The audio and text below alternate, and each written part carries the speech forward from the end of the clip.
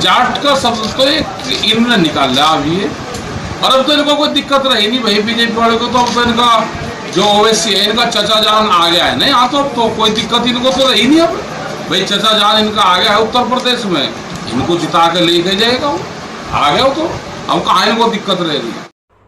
राकेश टिकैत साहब का एक बयान आया जिसमें वो ओवैसी साहब को बीजेपी की बी टीम बोल रहे हैं ओवैसी साहब को बीजेपी के चच्चा। राकेश टिकैत साहब, आप कितने बड़े सेकुलर हैं ये मुझसे और मेरे लोगों से बेहतर कोई नहीं जानता। 2017 का जो चुनाव था विधानसभा का और 2019 का, इसमें आप भारतीय जनता पार्टी के लिए काम कर रहे थे और बीजेपी को जिता रहे थे, और पिछली सरकार को हरा रहे थे, बीजेपी को जिता रहे थे।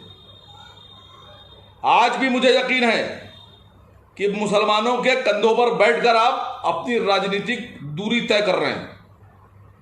मैं आपसे पूछ रहा हूं कि आज आप मंच पर चढ़कर जाटों की तरफ से अल्लाह अकबर का नारा बुलंद कर रहे हैं, और जब मुजफ्फरनगर का दंगा हुआ था जिसमें मुसलमानों का नरसंहार हुआ था, उस वक्त आप कहां छुपे बैठे थे? उस वक्त आपके लोग हर हर और जय श्री के नारों के साथ मुसलमानों का कत्लेआम कर रहे थे। कोई बयान आपका नहीं आया, कोई शांति अपील आपने नहीं की, और आज आपको बीजेपी बीओसी टीम यहां बयानबाजी कर रहे हैं।